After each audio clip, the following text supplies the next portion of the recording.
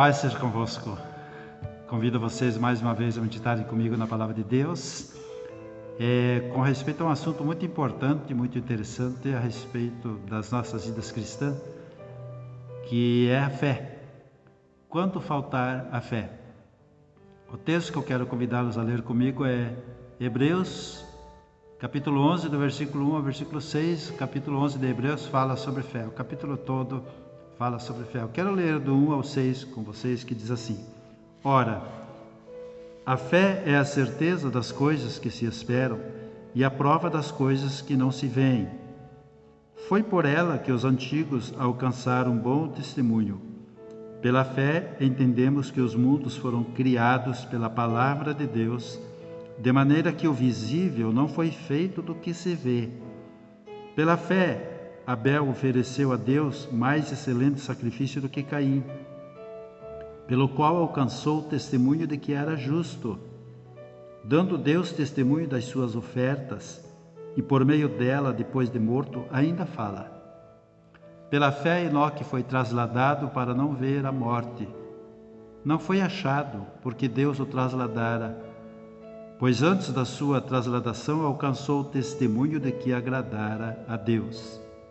Ora, sem fé é impossível agradar a Deus, porque é necessário que aquele que se aproxima de Deus creia que Ele existe e que é galardoador dos que o buscam. Temos aqui então essa passagem que fala a respeito de algumas pessoas que alcançaram destaque na sua vida com Deus, no seu caminhar com Deus, na história, da palavra de Deus, através da fé. Nós sabemos que o primeiro homem que manifestou a fé em Deus e que creu em Deus foi Abraão, que ele foi o primeiro da fé que tomou uma decisão, uma atitude de crer, de acreditar em Deus e de andar com Deus movido pela fé. Portanto, nós costumamos dizer que Abraão foi o nosso pai na fé. Quando faltar a fé? Nós sabemos que a fé é um dom de Deus, é um dom que Deus colocou dentro do homem. Todos têm esse dom, todos têm fé.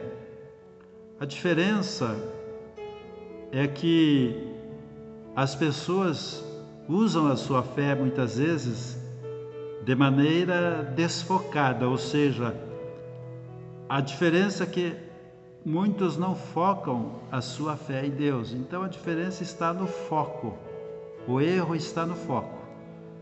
Todos os povos, tribos, por mais primitivos que sejam, eles têm fé num Deus, o seu Deus. Então eles manifestam a sua fé em algum ritual, em alguma forma de crença, em alguma forma de religião. Nós vemos aí muitas religiões, muitos movimentos, que falam de fé, mas nem todos direcionam a sua fé no alvo certo, que é Deus. Por que eu estou falando isso?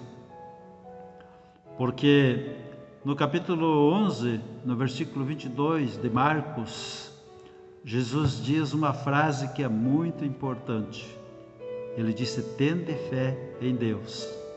Ele estava falando ali a respeito da figueira que secou e tal, Então ele estava falando aos seus discípulos a importância de focar sua fé em Deus. Ele disse: tende fé em Deus. Aí tem outros ensinos ali dele, mas eu quero só trazer para vocês essa frase dele, que é para focar a fé em Deus. O capítulo 14 ali de São João também, ele diz que é para crer em Deus e crer nele também, ter fé em Deus e ter fé nele também.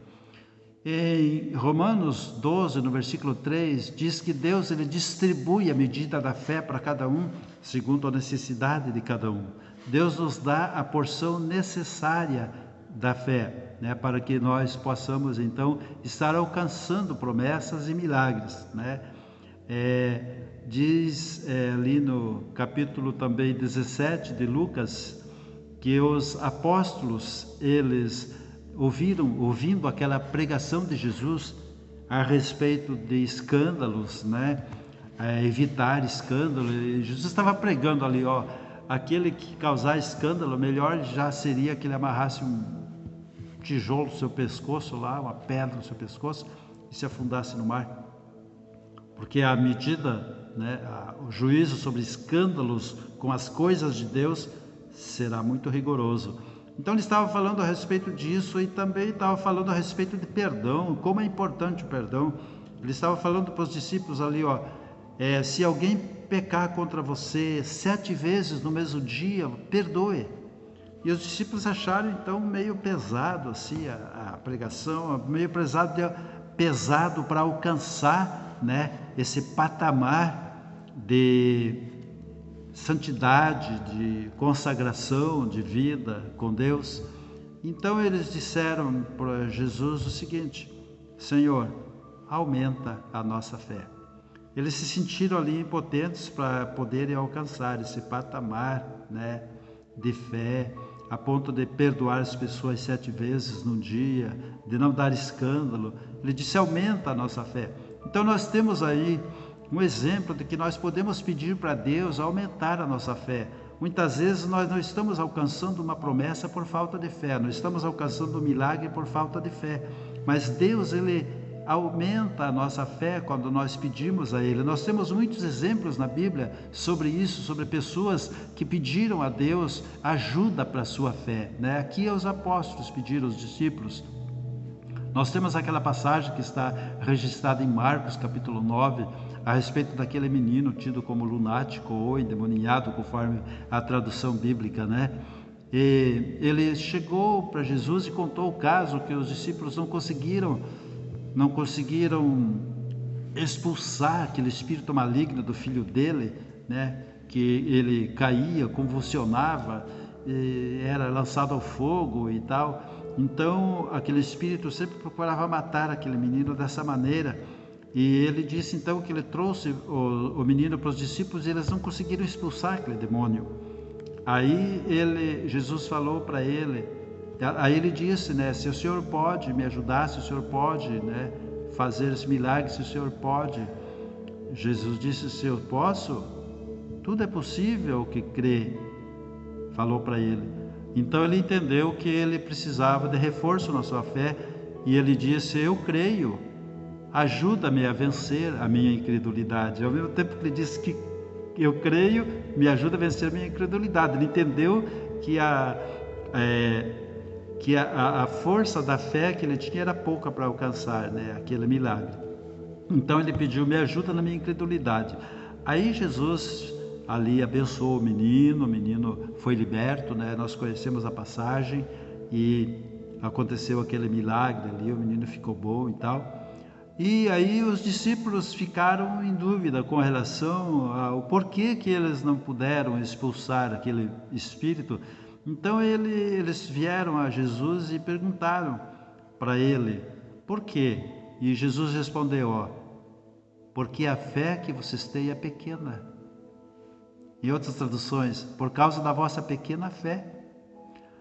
E Jesus disse para ele: eu lhes asseguro que se vocês tiverem fé do tamanho de um grão de mostarda, poderão dizer a este monte: vai daqui para lá, e ele irá. Nada lhes será impossível. Viram? Então, nada é impossível quando a pessoa tem fé. Quando a pessoa tem fé e usa o nome de Jesus como a chave da bênção, a chave da oração, que Jesus disse: em meu nome, né, vocês têm que orar. Então, o milagre sempre pode acontecer se nós tivermos a fé necessária, alicerçada em Deus, em nome de Jesus.